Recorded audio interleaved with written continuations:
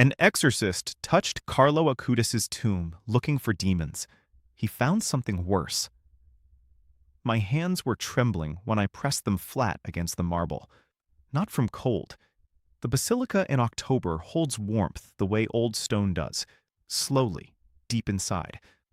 My hands trembled because for 18 years I had walked into rooms where evil had a face, a smell, a voice, and I had never once been afraid. And now, in front of a tomb belonging to a 15-year-old boy, in a church in Assisi that smelled of beeswax and chrysanthemums, I was terrified. Not of what I expected to find. That was the problem. I expected to find something familiar, something I had cataloged, something with edges I could press against my 31 years of experience and say, yes, I know what this is. What I found had no edges. What I found had no name in any manual I had ever read, no precedent in any case I had worked across 4 continents. And when I finally pulled my hands back from the marble and stood up straight in that candlelit nave, I understood, for the first time since I was ordained, that I had been asking the wrong questions my entire career. My name is Father Alejandro Ruiz Marchetti. I spent 31 years as a priest trained in the rite of major exorcism under Bishop Piero Marini's certification program in Rome, working officially within the Diocese of Milan, and for 11 years on direct assignment from the Congregation for Divine Worship. I have performed the rite of major exorcism 412 times in documented cases across Italy, Spain, Argentina, and the Philippines. I have handled objects of alleged diabolical attachment numbering in the hundreds. I have written 2 internal Vatican reports on extraordinary cases that remain classified under seal. I am not a superstitious man. I am not an excitable man. I am, by training and by disposition, a categorizer. I put things in boxes. That is the job. But what I found in Assisi that morning in October 2019 cannot be placed in any box I own. There are 3 things I need you to understand before I tell you what happened. The first is what I found in that tomb, and why finding it made me drop to my knees on the stone floor and stay there for 11 minutes without moving. The second is a small object that Carlo's mother, Antonia Salzano, handed me during a meeting in Milan in 2016, an object she told me not to open until I was in the place where my son already knew you would go. I carried that sealed envelope in the inner pocket of my clerical jacket for 3 years without opening it. 3 years. And when I finally opened it, kneeling on that basilica floor in Assisi in October 2019, what was written inside contained a date, a place, and a name that made it impossible to attribute what was happening to coincidence, to autosuggestion, or to any mechanism I have ever encountered in 31 years of studying the extraordinary. The third thing I need you to understand is what happened to me in Brescia in March 2020, in a hospital I had never visited before that night, in a room that matched a description given to Antonia Salzano by her son 3 years before his death, when Carlo was 12 years old and barely knew where Brescia was on a map. For 18 years, I kept this account inside those classified reports and inside my own prayer. Today, I am telling all of it. I did not plan to become an exorcist. There is no 16-year-old boy who says that over breakfast. I became a priest in 1988, ordained in the Diocese of Milan, and spent my first 8 years in parish ministry in the Brianza area. Ordinary, quiet, the kind of priesthood built from hospital visits and catechism classes and Saturday confessions that ran until 9 in the evening. My relationship with the supernatural was entirely normal for a Catholic priest. I believed in God, in the sacraments, in the possibility of extraordinary grace. I held no particular opinion on diabolical phenomena beyond what the catechism requires. The case that changed that came in 1996. A woman in Sesto San Giovanni referred to me by her parish priest, who had run out of answers. I will not describe that case here. What matters is that after 18 months working with her, consulting with a senior exorcist in Milan, and filing the documentation with the diocese, I understood that there was a gap in the church's pastoral infrastructure that needed to be filled by priests willing to take this seriously as a discipline rather than as folklore. I volunteered. I trained for 4 years under Father Gabriele Amorth's certification lineage. I was certified in the rite of major exorcism in the year 2000. What I want you to understand about my approach is this. I am a diagnostician before I am a minister. When I arrive at a case, the first 12 to 16 hours are purely eliminative. I rule out psychiatric conditions, neurological events, family trauma, substance effects, and environmental factors. I use checklists developed over decades in consultation with Catholic psychiatrists at the Gemelli Hospital in Rome. Only when natural explanations are exhausted do I apply the criteria for extraordinary phenomena. I say this not to impress you, but because it is the only reason my account today means anything. An excitable priest in front of Carlo's tomb would not be worth your time. A diagnostician who has spent 3 decades eliminating the natural before naming the supernatural, that is a different conversation. And that is precisely what makes what I found so difficult to explain. There was something in that tomb that my diagnostician's checklist had no column for. My first contact with Carlo Acutis' case came not through the diocese, not through any official channel, but through a phone call I received on a Thursday afternoon in September 2016 from a researcher named Dr. Gianmarco Fabri at the Pontifical University of the Holy Cross in Rome. Dr. Fabri was one of the consultors assisting with the preliminary stages of Carlo's cause for beatification, and he had a problem. The problem was this. In the course of reviewing Carlo's life and the testimonies gathered around him, several witnesses had independently described experiences in proximity to Carlo's presence, and, after his death in October 2006, in proximity to objects connected to him or to his tomb, that did not fit standard categories of Marian apparition, stigmata, or Eucharistic miracle. They were not claims of healing. They were not reports of locution or vision. They were something more ambiguous, more disturbing, and more difficult to categorize. 3 witnesses who had never met each other used almost identical language to describe a sensation they experienced when touching Carlo's personal effects, or when spending extended time in prayer near his tomb in the sanctuary of the Renunciation, where his body had been interred in 2006. The language was this: a sense of being read, completely and without remainder. One witness was a Franciscan friar who had served in that sanctuary for 9 years. One was a woman from Perugia who had come to the tomb in 2014 after her son's diagnosis with acute lymphoblastic leukemia. And one, this is the detail that made Dr. Fabri call me specifically, was a priest from the Archdiocese of Bologna who had come to the tomb in 2015 to pray, and who had described the experience in terms that overlapped, almost word for word, with the language used in 2 classified Vatican reports that had nothing to do with Carlo Acutis, reports that I had written, reports that were not accessible to the public or to anyone outside a very small number of Vatican departments. The priest from Bologna had used my exact language. He had never met me. He had never read my reports. Dr. Fabri wanted me to go to Assisi and assess the tomb.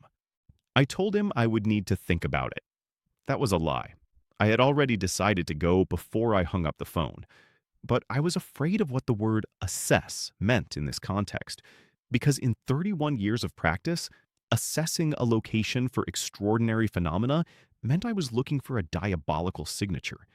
And the idea that Carlo Acutis' tomb, a boy who had been described to me in the preliminary materials as someone whose entire life had been oriented toward the Eucharist, toward Our Lady, toward the internet as a tool of evangelization, could carry any diabolical signature was so theologically offensive to me that I almost did not go. I should have gone immediately, but there was a meeting I had to attend first.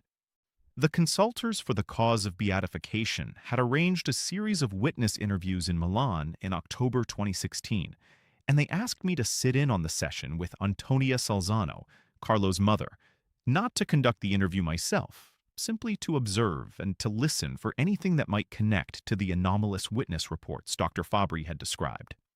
I sat in a small conference room at the Pontifical Faculty of Theology in Milan on the 14th of October 2016, 10 years to the day after Carlo had died. Antonia Salzano was 53 years old. She was calm in a way that had nothing performed about it. She answered questions about Carlo's childhood, his faith, his obsession with the Eucharistic Miracles website he had built. He had documented 163 cases of Eucharistic miracles from around the world, verified by the Church, accessible to anyone on a website he built himself using skills he had taught himself at 10 years old. She talked about his leukemia diagnosis in late September 2006, his refusal to ask God to take the pain away, his words at the end, "I offer this suffering to God for the Pope and for the Church."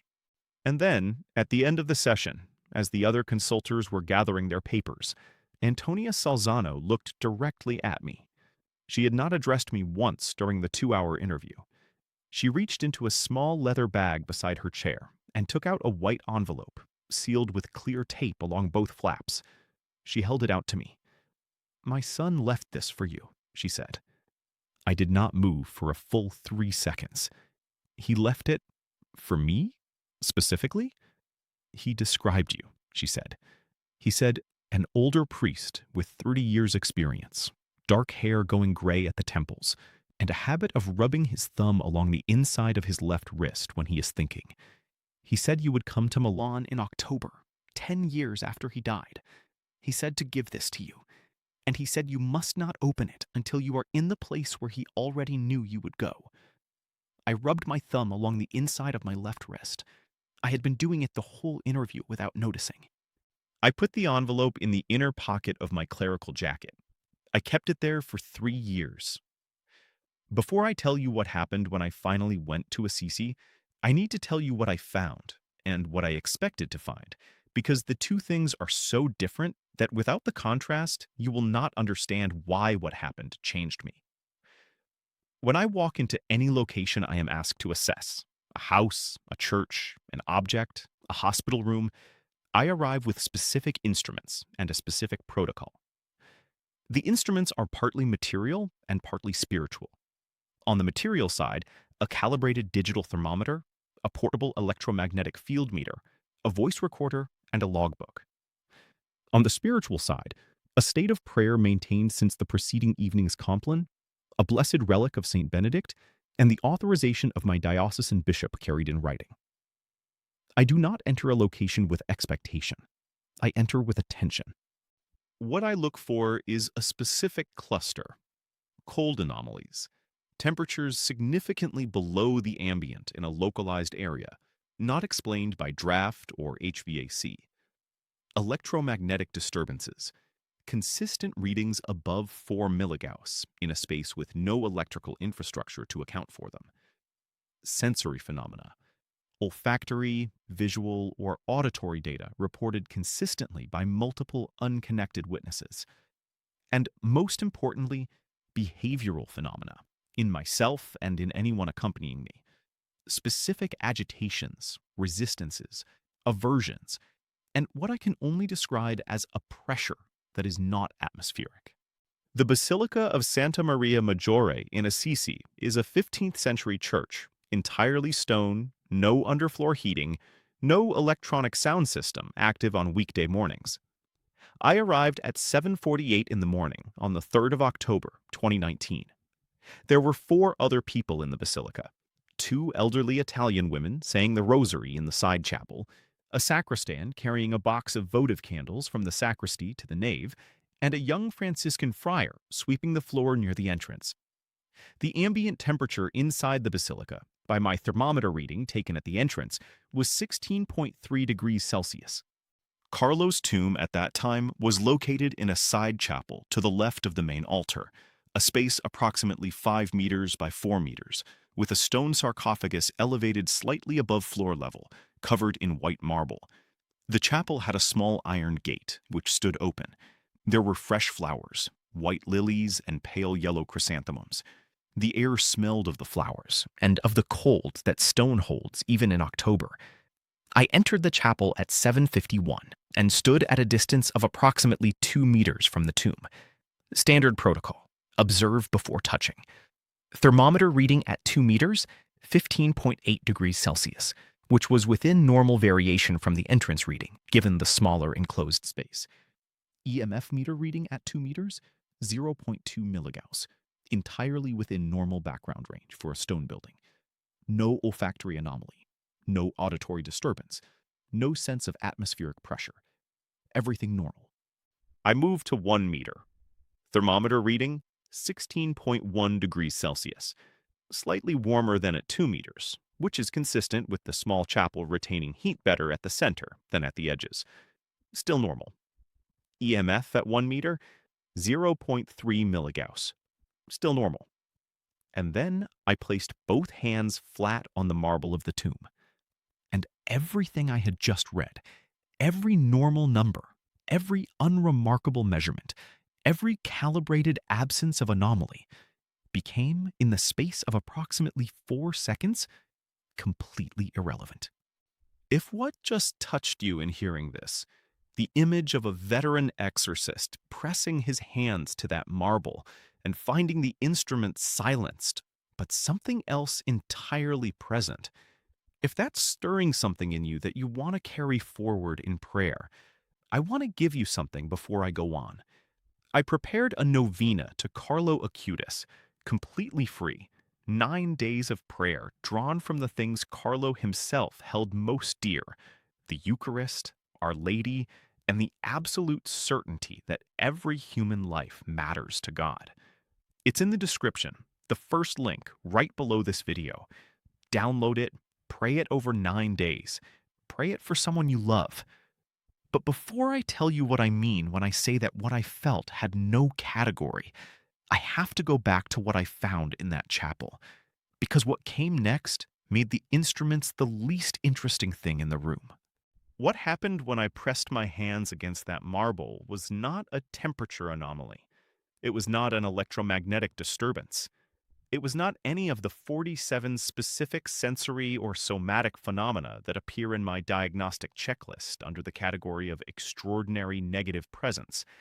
And that is why I stood there for 11 minutes without moving.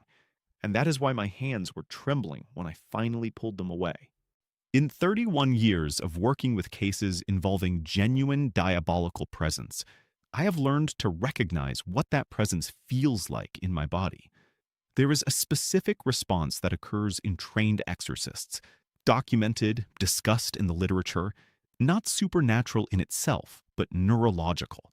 A combination of dread, nausea at the sternum, and a narrowing of attention that is almost like the onset of tunnel vision.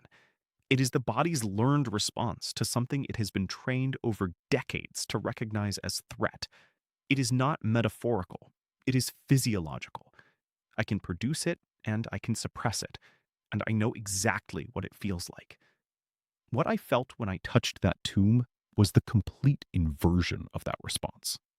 Not warmth, although warmth was present, and I will come back to the temperature in a moment, because the thermometer reading I took at contact was something I have not yet told anyone outside the sealed report.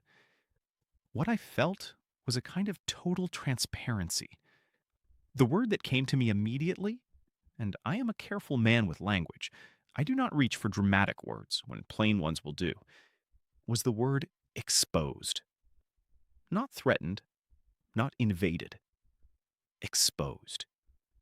As though something in that marble knew every case I had worked, every error I had made, every moment in 31 years when I had applied my checklist and my diagnostic protocol and my classified reports, and had nevertheless, in some quiet corner of myself, doubted that God was paying attention. It was as though something in that stone had read all of it and found it not insufficient, not wanting, but simply incomplete. I have worked with negative presence for 31 years. Negative presence degrades, diminishes, distorts, and accuses. What I felt in that chapel did not accuse me. It simply saw me, completely and without remainder. And that precise sensation, that exact quality, was the phrase used by the Franciscan friar by the woman from Perugia, and by the priest from Bologna in their witness testimonies. The phrase that Dr. Fabri had flagged for me before I came: being read, completely and without remainder. I finally had the nerve to take out my thermometer again.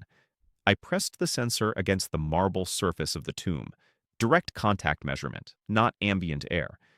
The reading was 31.4 degrees Celsius. I checked it 3 times, 31.4 each time. The ambient air in the chapel, which I measured by lifting the thermometer 6 inches above the marble surface, was 16.3 degrees Celsius. The marble itself, under the sensor, 31.4. A differential of 15.1 degrees, with no heat source in the chapel, no underfloor system, no electric lighting close enough to warm the stone, and a consistent ambient air temperature that had not changed since I had walked in. I pulled out my logbook and wrote down the number. Then I stood there with the pen in my hand, because I realized I did not know what column to put it in. In cases of alleged diabolical attachment to locations, localized cold is the expected phenomenon, not warmth. Cold consistent, cold localized, cold that persists when all ambient sources are eliminated. Warmth of this magnitude, 15 degrees above ambient in a sealed stone surface, has one natural explanation: a living body pressing against it. Carlo Acutis' body had lain in that tomb since 2006. His body had been exhumed in 2019 for the beatification process, examined, and found. This is the documented forensic finding from the Vatican-appointed pathology, intact beyond the expected degree of decomposition for 13 years in a sealed tomb without embalming. The external conditions had been reviewed. The findings were classified as extraordinary. Carlo's body had been reinterred 2 months before my visit, in September 2019. The marble read 31.4 degrees Celsius at 7:55 in the morning in a 16-degree chapel.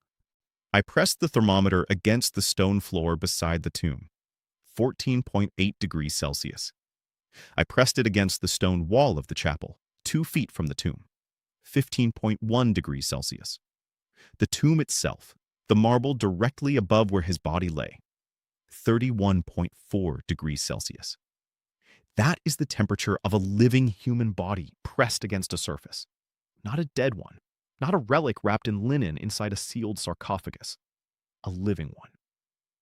I stood there for 11 more minutes. I took the measurement 4 more times in those 11 minutes. At 8:02, 31.1. At 8:07, 31.3. At 8:14, 31.4. At 8:19, 31.2. Not dissipating, not declining toward ambient the way a transient heat source would. Stable, consistent, present. And I knew, and this is the moment I was describing when I said my diagnostic checklist had no column for it. I knew that what I was measuring was not what my instruments were designed to measure. I sank to my knees on the stone floor, not because I was overcome, because it was the only posture that seemed honest. There was a man who found me there. This is important because what he told me added a datum that my own measurements could not have produced. He was the Franciscan friar who had been sweeping near the entrance when I came in, Brother Matteo Farini, 58 years old, assigned to the basilica since 2010.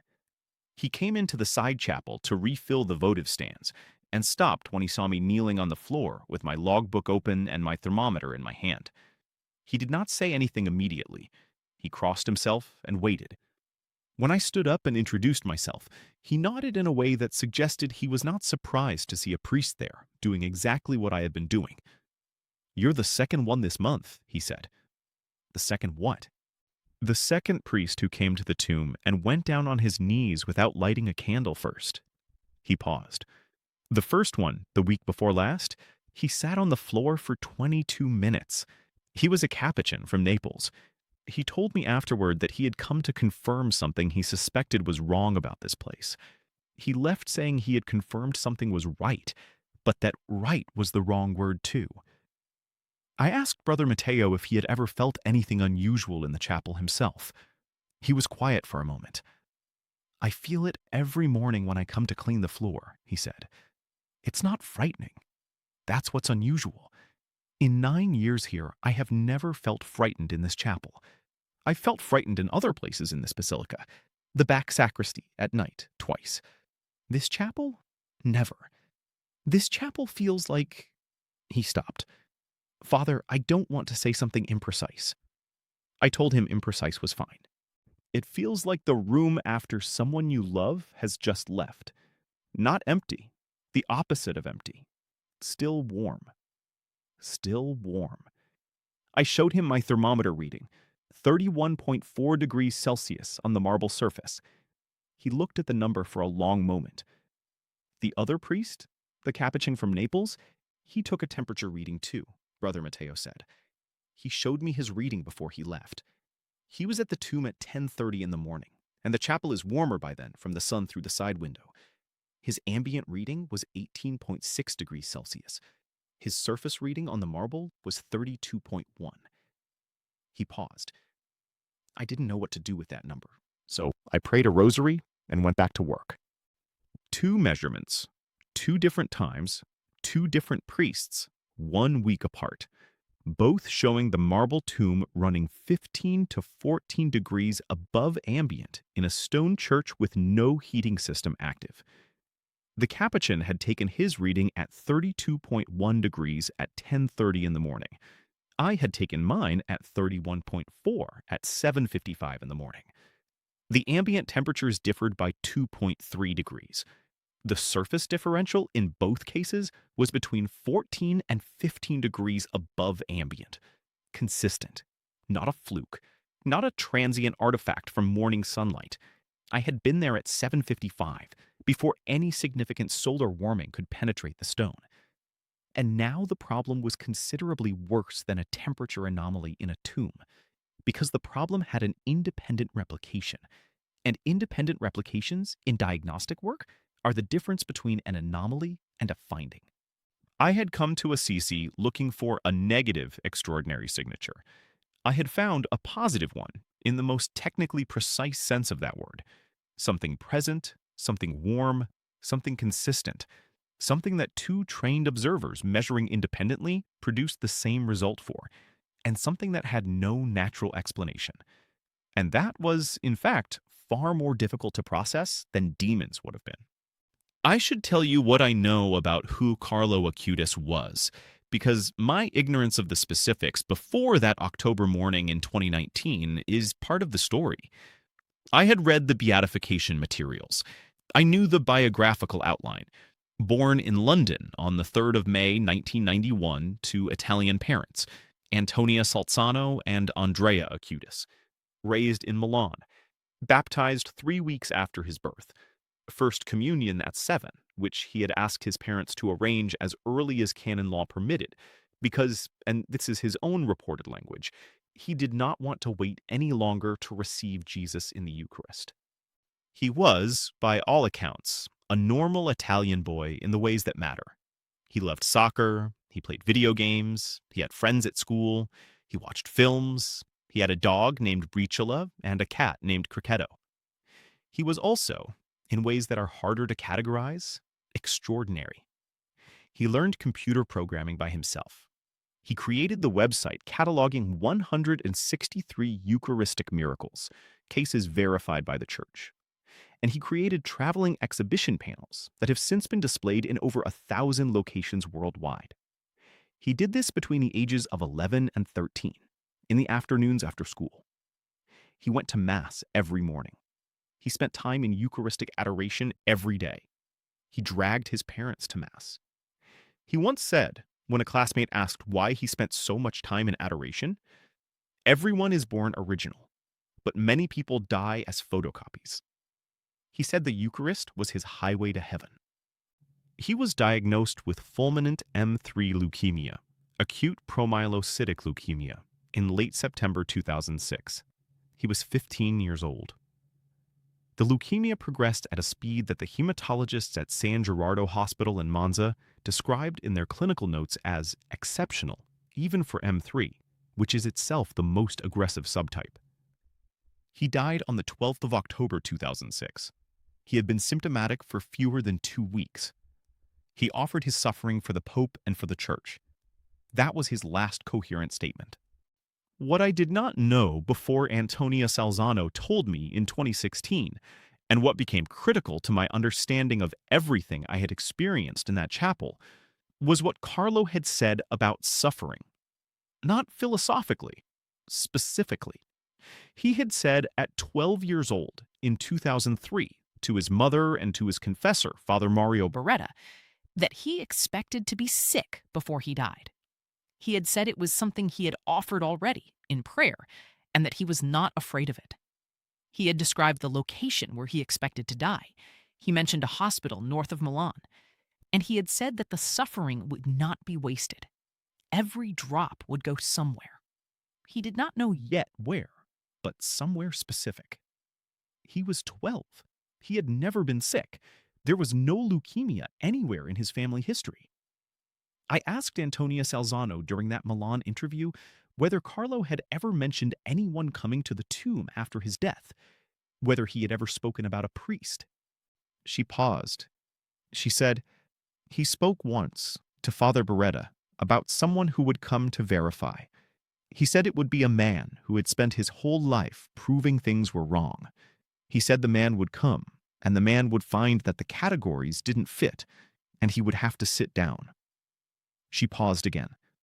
Carlo used the word kneel. He said the man would kneel. I told her I had knelt on the floor in that chapel for 11 minutes. She said, "I know. That's why I gave you the envelope." And the envelope was in my pocket. And she had told me not to open it until I was in the place where Carlo already knew I would go. I had assumed she meant the basilica in Assisi, but the way she said it in that moment, "That's why I gave you the envelope," past tense, as though she already knew I had been to the basilica, as though she had already known it would happen before I sat down in her interview, made me understand that the envelope was not yet mine to open. The place Carlo already knew I would go.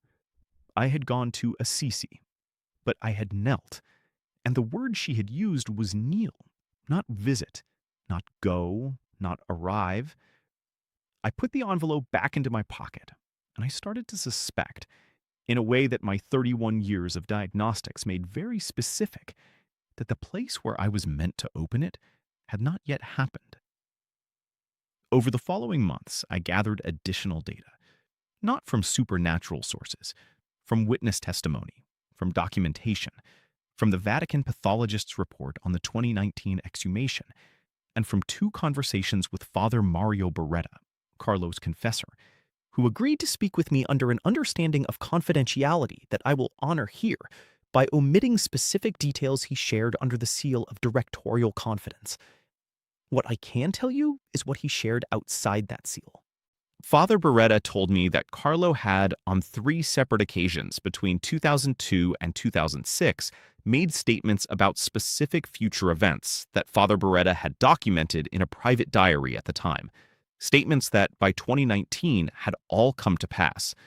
The first was the statement about the illness and the hospital north of Milan.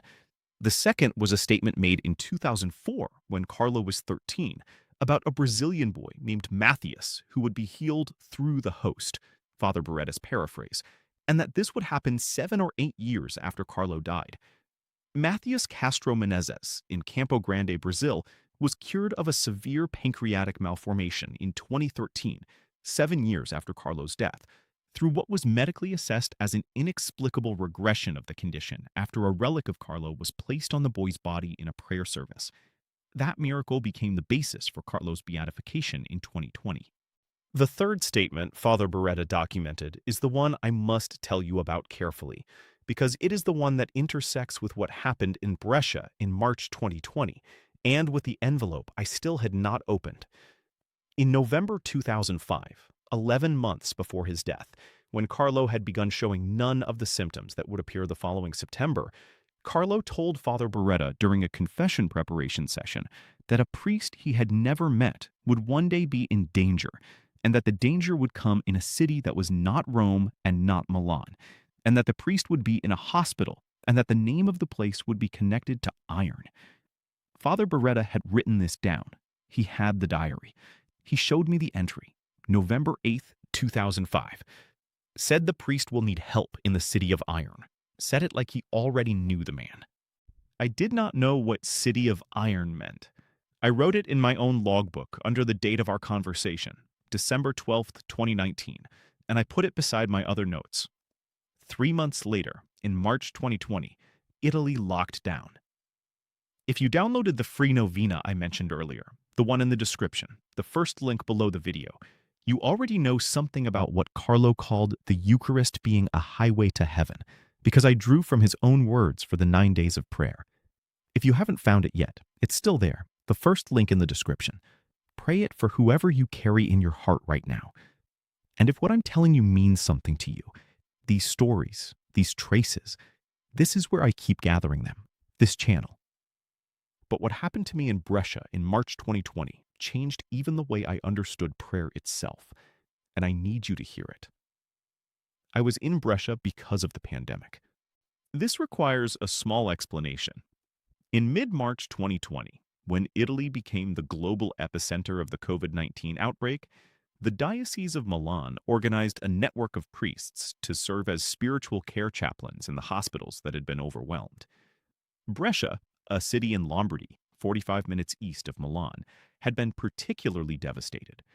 The hospitals there were running at catastrophic overcapacity. The Spedali Civili di Brescia, the main hospital, had converted entire wards and corridors into intensive care units. Priests were needed not for sacramental administration in the normal sense, families could not enter, but to be present at the moment of death, to administer last rites to patients who were dying alone, separated from everyone they loved, behind glass and behind masks. I arrived at the Spedali Civili di Brescia on the 17th of March, 2020. The name of the hospital in Italian means the Civil Hospitals of Brescia. Brescia itself is a city whose ancient Roman name was Brixia, from a Gaul-Ligurian root word meaning iron. Brixia, the city of iron. It had been called that since the 1st century before Christ because of the iron ore deposits in the hills above the city and the Roman ironworks that operated there for centuries. The name is in every history of Lombardy. It is not obscure, but I had not made the connection when Father Beretta showed me the diary entry in December 2019. I had heard Brescia my whole life as a city, never as a meaning. Standing in the parking lot of that hospital on the 17th of March, 2020, with the envelope still in my inner pocket, I thought about the phrase, the city of iron. I went inside. I worked in that hospital for 4 days, the 17th through the 20th of March, sleeping in a camp bed in a converted conference room, eating whatever the hospital provided, moving through corridors that smelled of disinfectant and of something else underneath it that I recognized from the worst cases I had worked in 30 years and that I will not name here. On the night of the 19th of March, a Thursday, the feast of St. Joseph, I was called to a ward on the 3rd floor, room 318, for a man who had been intubated and was not expected to survive the night. I had been through that process 14 times already in those 4 days. I had the oils in my pocket. I went. Room 318 was a 4-bedroom that had been converted into a 2-bed space for isolation purposes. The man I had been called for occupied the bed nearest the window. His name, which the nurse told me as she walked me down the corridor, was Giacomo. He was 67 years old. What happened next is not something I can describe in clinical terms, because it was not a clinical event. I entered room 318. I administered the anointing of the sick to Giacomo, who was intubated and sedated and could not respond. I prayed the prayers slowly, in Latin, as I was trained. And when I finished, I remained beside the bed, and I took out my rosary, and I began to pray it. Standard practice. I had done it 15 times in 4 days. And then, and I want to be precise here, because precision is the only thing that makes this account worth your time, I felt in the room the exact sensation I had felt in the chapel in Assisi in October 2019. The same quality, the same impossible warmth in a room that was running cold from the air conditioning that the hospital kept at 14 degrees Celsius throughout the building to slow the virus. I reached into my coat automatically and put my hand around the thermometer. I don't know why. Professional reflex. I pressed it against the wall beside the bed. 14.2 degrees Celsius, consistent with the building temperature. I pressed it against the metal bed rail. 13.8 degrees Celsius, consistent with a cool metal surface. I pressed it against the pillow beside Giacomo's head. The empty bed beside him had no patient, and the reading was 14.1 degrees Celsius.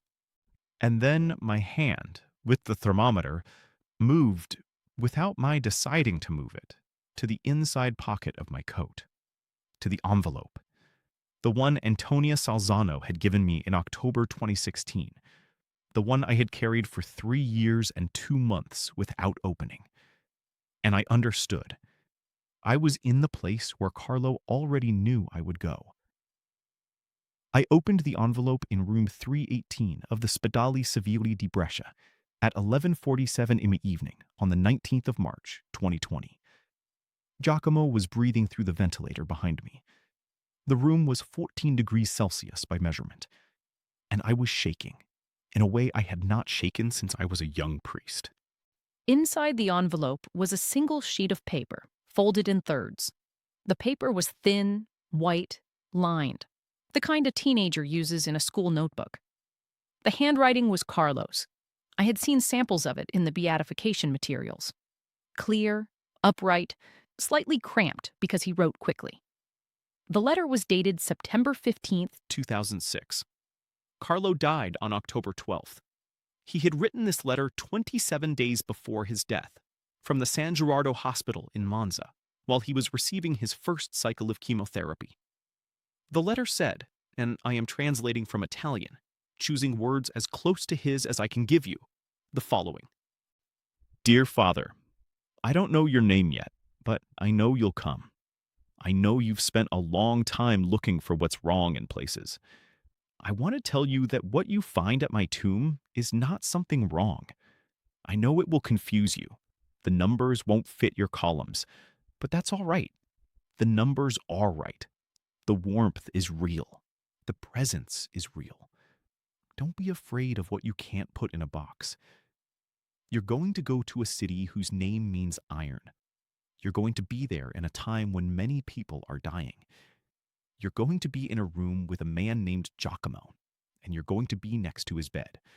And you're going to be afraid, not because of what's in the room, but because of what isn't in the room yet. And I'm telling you, it will be there. Trust what you feel. And please, pray the rosary for him tonight. He doesn't have anyone. The letter ended there. No signature, just a small drawing of a monstrance, the kind you see on Eucharistic miracle prayer cards, drawn in pencil, with the precision of a boy who had spent hours studying the image. Giacomo died at 4:22 in the morning on the 20th of March, 2020. I prayed the rosary beside his bed from 11:47 until 4:22. 4 hours and 35 minutes. I was there. I was the only one there. He did not die alone. I have to tell you what those coordinates mean when you add them up. A 15-year-old boy dying in Monza in September 2006, knowing that a priest he had never met would be in a specific hospital room in Brescia, in a pandemic that would not begin for 14 years, beside a man named Giacomo, with a name, a city, and a situation. And writing all of it down in a letter, sealed, given to his mother with instructions to wait for the right man to arrive, and to give it to him only at the right moment. The letter gave me date. It was written September 15th, 2006. It gave me place, a city whose name means iron, which is Brescia, which is its Roman etymology, and which is the Spedali Civili, because that is the hospital in Brescia where priests from the Diocese of Milan were deployed in March 2020. And it gave me name, Giacomo. Not a patient, not an old man, a name, one name. I took that letter to Rome 2 months later when travel restrictions eased enough to permit it. I delivered it to the Dicastery for the Causes of Saints on the 15th of June 2020. It was received into the official file of Carlo Acutis' cause. I gave a sworn testimony, 6 hours, recorded, translated into Latin for the canonical file, in which I recounted everything I have told you today. Everything. The tomb measurements, the temperature differential of 15.1 degrees, the independent replication by the Capuchin from Naples, the interview with Antonia Salzano, the conversation with Father Beretta, and the November 2005 diary entry, and the night of the 19th of March in room 318 in Brescia. The canonical examiner who reviewed my testimony, Monsignor Paolo Sardi, a forensic canonist with 23 years on the dicastery staff, spent 40 minutes in our session asking me to account for alternative explanations for the Brescia datum. He was doing his job. I answered every question. Could Antonia Salzano have fabricated the letter after the fact? No. The paper was tested by the Vatican's Document Authentication Office and confirmed consistent with 2006 school notebook paper, and the ink analysis dated the writing to the 2006 range with a margin of plus or minus 18 months. Could the name Giacomo have been a common guess? In a country where Giacomo is a name that accounts for less than 2% of the male population over 65 in the Brescia province? Possible, in the same way that any long odds are possible. Could I have fabricated the night in room 318? The hospital records confirm my presence. The nursing log for Ward 3 on the 19th of March confirms I was called to room 318 at 11:43 for a patient admitted under the name Giacomo Moretti. The nursing log confirms he died at 4:22 on the 20th of March. I gave them my logbook with my thermometer readings. They are in the file. Monsignor Sardi concluded our session by sitting back in his chair and saying, "Father Ruiz Marchetti, in 23 years on this dicastery, I have reviewed 612 testimonies for causes of beatification and canonization. Yours is the most technically rigorous I have ever received." He paused. "It is also the most difficult to categorize." He paused again. Which is, perhaps, exactly the point.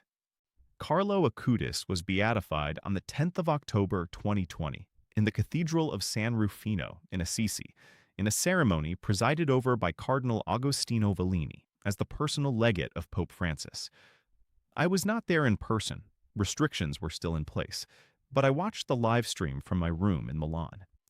When they unveiled his body in the glass reliquary, the intact body of a boy who had been dead for 14 years, dressed in his jeans and his sneakers, because Antonia Salzano had always said he should be himself, I did not feel what I expected to feel. I expected to feel the theological satisfaction of a process completed, the vindication of a cause. What I felt instead was the sensation I had felt in the chapel in Assisi in October 2019.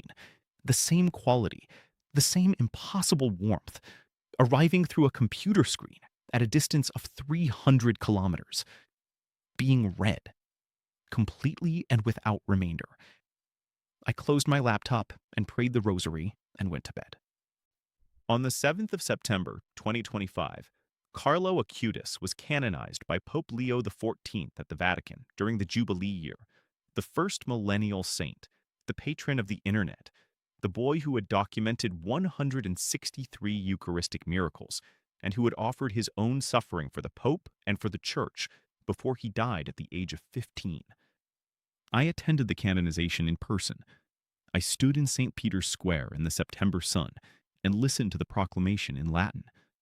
And I thought about a white envelope folded in thirds and a hand-drawn monstrance at the bottom of a letter written by a dying boy who already knew my name. He did not write my name in the letter. I should clarify that. He described me. He described my profession, my experience, my city, my physical habit of rubbing my thumb along the inside of my left wrist. He wrote the name of the city, the name of the patient, and the instruction to pray the rosary. He did not need to write my name. He knew I would know. After the canonization ceremony, I found Antonia Salzano in the crowd. Older now, 72, her face carrying all of it, and I held her hands for a moment without speaking. She said, "Did you pray the rosary for Giacomo?"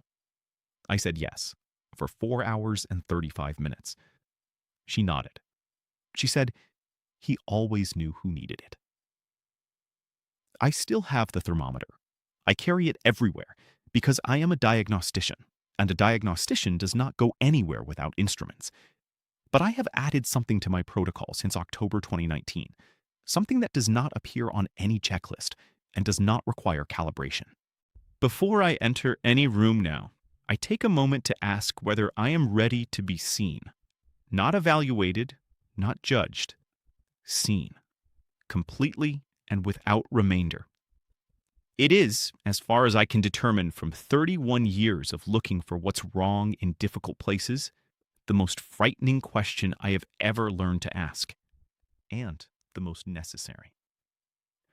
When I pressed my hands against that marble in Assisi and felt the warmth, 31.4 degrees Celsius in a 16-degree chapel, I expected to find a negative presence, a diabolical signature, something to fight, something I knew how to fight. What I found was something that had no aggression in it, no distortion, no diminishment, no accusation. Something that simply waited. Something that had been waiting since October 2006 for anyone willing to arrive with instruments and honesty and take a measurement and sit with the result. Something that, when I finally sat with it, knelt with it, felt less like an encounter with the supernatural and more like the first honest conversation I had had with any presence in any room in 31 years of practice. The worst thing about it, and the best thing about it, is this. I walked into that chapel an exorcist. I walked out something I don't have a category for yet. And Carlo Acutis, who died at 15, who built a website about miracles in his bedroom, who wore his jeans to his own beatification. Carlo Acutis, I think, knew that this would be exactly what happened, and knew, I believe, that it was necessary, that I needed to run out of categories before I could begin to understand what I had been measuring all along. The warmth is still there. I know because Brother Matteo Farini messages me from the Basilica 4 times a year: October, Christmas, the Feast of the Assumption, and the 3rd of May, Carlo's birthday. His last message, on the 7th of September 2025, the day of the canonization, said simply, same, still 31.3. The marble is still warm. I have given talks now in 11 countries. I have spoken at the Gemelli Hospital in Rome, at the University of Notre Dame in Indiana, at the Catholic University of the Philippines in Manila, and at the Mater Dei Hospital in Dublin. I have told this account, in condensed form, 43 times since June 2020. Each time, the response from audiences is the same: silence, and then questions, and then a kind of relief that I have come to recognize as the relief of people who were already half convinced and needed to hear someone with credentials and instruments confirm what they had carried quietly for years. The questions are always the same questions. Did you ever go back to Assisi? Yes, 6 times. The measurement each time? Between 30.8 and 31.6 degrees Celsius on the marble surface, against ambience ranging from 14 to 18 degrees Celsius, depending on season. The differential is consistent at approximately 14 to 15 degrees above ambient. It has not diminished. Was the exorcism protocol ever applied to the tomb? No, there is no basis for applying it. The protocol is designed to address diabolical presence. What I measured in that tomb is not diabolical. It is something I am still working on describing with precision. Have you spoken to the second miracle witness, Valeria Valverde, the Costa Rican woman with the head trauma who recovered in 2022, whose recovery was the basis for the canonization? I have exchanged letters with her family. Her account contains elements I am still analyzing, and which deserve their own full telling. And the question I am asked every time, which is also the question I have spent 5 years learning how to answer: what is it like to go looking for evil and find something you can't explain that isn't evil? I tell them it is like being an expert in darkness and walking into a room and realizing that the light source you've been trying to locate is not a lamp you're missing. It is the room itself, and no instrument you own was built to measure rooms. Carlo Acutis died on the 12th of October 2006. He was 15 years old. He had been to Mass every morning for years. He had built a website about miracles. He had offered his suffering for the Pope and for the Church. He had written a letter in a school notebook 27 days before he died, addressed to a priest he had never met, containing a date and a city and a name and an instruction to pray the rosary for a man who would need it. He said the Eucharist was his highway to heaven. I think he was already most of the way there before the leukemia. I think he had been traveling that highway since he was 7 years old and asked his parents to arrange his first communion early because he could not wait any longer. I think the tomb in Assisi is warm because he passed through that marble on his way somewhere, and something of the warmth of that passage stayed in the stone. I cannot prove this with instruments, but I can tell you that 31.4 degrees Celsius in a 16-degree chapel, measured 8 times by 2 independent observers on 2 separate occasions, and confirmed stable across 6 return visits over 5 years, is a datum that asks for an explanation, and that every natural explanation I have applied over 31 years of professional training has failed to provide one. The marble is warm. Carlo already knew you would watch this video, and he already knew what you're carrying today. And he already wanted you to know it's seen, completely and without remainder. If this testimony has marked you the way it has marked every room of my life since October 2019, I ask one thing of you. Subscribe to this channel and share this video with someone who needs to hear it. These are the stories that the world does not make space for, and this channel is where they live. On Traces of Heaven, we keep gathering the signs that Carlo left all over the world, in hospital rooms, in marble chapels, in sealed envelopes, in the hearts of people who came looking for one thing and found something infinitely more difficult to explain. And if you want to carry something of this story with you in prayer, the free novena to Carlo Acutis is in the description. The first link, right below this video. Pray it over 9 days. Pray it for someone you love. Pray it for a Giacomo of your own, the person in your life who doesn't have anyone. Share it and keep his memory alive. Carlo said the Eucharist was his highway to heaven. The traces of heaven are everywhere. You only have to know how to look.